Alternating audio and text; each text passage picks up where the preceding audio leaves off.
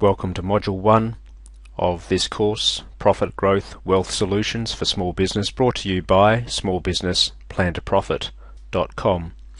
In this module we're going to have a look at the warning signs that you need to look for that show that a business is not really reaching its potential. We'll have a look at the consequences of a business not reaching its potential, and then go through and look at those strategies for a pathway to success. In other words, what is it that makes a business successful? There's lots of warning signs that you can pick up that your business is not quite reaching its potential, and unfortunately, because business owners are working generally so hard in their business, you often don't see how these cascading effects are jumping on top of each other and holding back your business. In other words, you really can't see the wood for the trees. So there's combinations of these various things that you can look for that when combined together start to tell you how we're really not reaching our potential here. Perhaps we need to take a look at finding ways to make some improvements. So if you're starting to see that the profitability in your business is starting to go backwards, or perhaps it's never really been overly great, but you've just assumed that that's just part of business and there's not much I can do about that. The cash flow also importantly, perhaps you're finding it tough to pay your bills, perhaps you're not even paying yourself commercial wages. You may look at your own business and say, look, in reality we are becoming less competitive. Our competitors seem to be stronger than us. They seem to be getting the business and winning the work that we're not getting. So we're seeing a general drop in our competitiveness within our own marketplace. Management indecision is something that's quite interesting, and it really is a symptom of business owners working in the business rather than on the business. So we see that lots of decisions are being made day in, day out. That's part of being in business. But a lot of the strategic decisions, the ones that make a real difference to the business, you're not overly sure about what you should be doing. So it's not a lack of making decisions, it's a lack of making focused strategic decisions that you see start to hold the business back.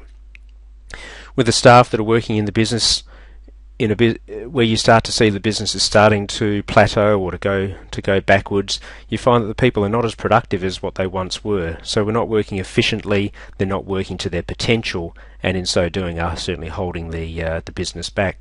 We start to see customers moving away from the business, and quite often you don't see them moving away en masse, in droves. What you see is one goes here and one goes there, and it's pretty easy to say to yourself, well, that's again just part of being in business. Customers come, customers go. But if you step back and have a longer term view of it, look back over a longer time period, you may well find that there's a trend of customers leaving your business. Why are they doing that? It's time to have a look at perhaps why that is. And the same with employees. That staff attrition, staff moving away. Again, you can fool yourself and think that staff come and go, that's part of being in business. But in reality, if there's a trend towards staff really not staying long, or your long-term staff starting to move away and not be happy, that's certainly a sign that the business is starting to go backwards rather than progress forwards.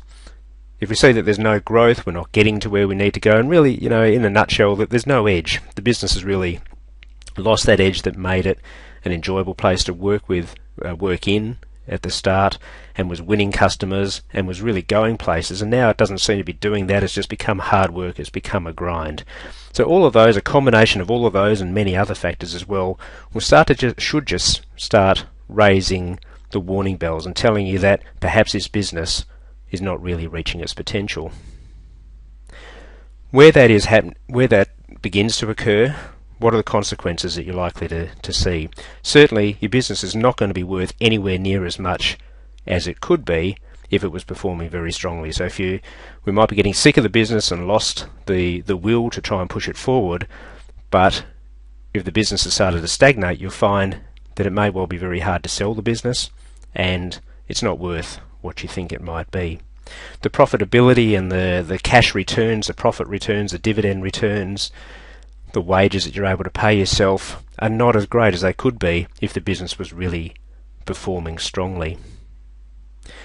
When you look at the buyers who are in the market willing to buy your business on exit, they're not as interested in your business as they could be. There's certainly a higher risk of business failure if you start to lose interest, if it becomes a grind, if we're really not hitting those marks or performing to the potential that the business has, then you run that risk of going backwards, and ultimately the business can fail. And within small business, the statistics show that there's a large proportion of small businesses that do in fact fail over time. If the business isn't structured properly and people don't really understand what they're trying to do, and they're not all working towards the one goal or the one vision that everybody has, then you as the business owner begin to work harder and getting paid less. It's not an enjoyable place to be. Your work-life balance is non-existent. It's all about work. There's very, very little life in that balance. So our message throughout this session here, and the tools and skills we want to give to you, are for you to be able to take action now, for you to be able to find the way to strategically improve your business and create what we call a high performance business. There's a three-part process that we believe you need to follow to achieve success in a business. You need to first concentrate on profit improvement. If you can't make a profit in the business, if you can't make consistent profit growth in the business, then it's very hard to get to the next level.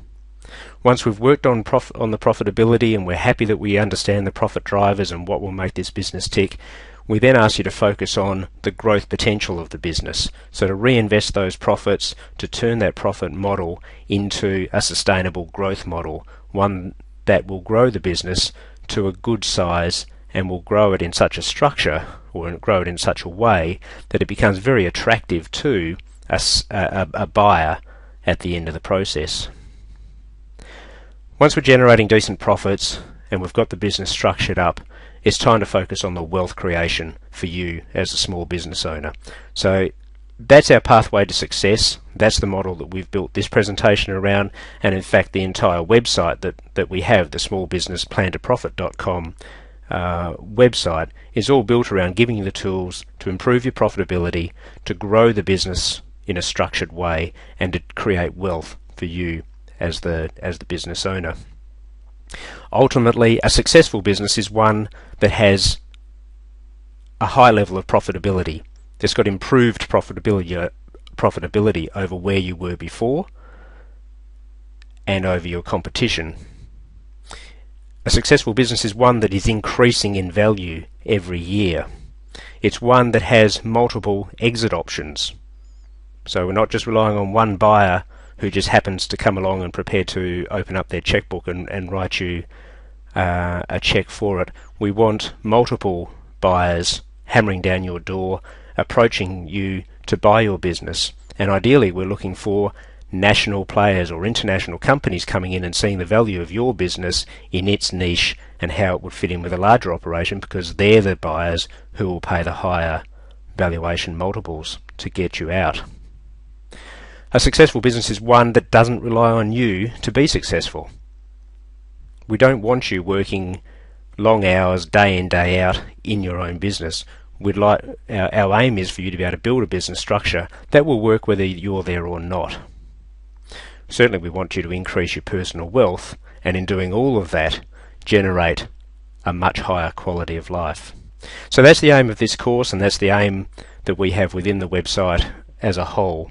So let's now move on to Module 2, where we'll start to look at a bit more detail, and in particular now we'll focus on the 5 steps to profit improvement.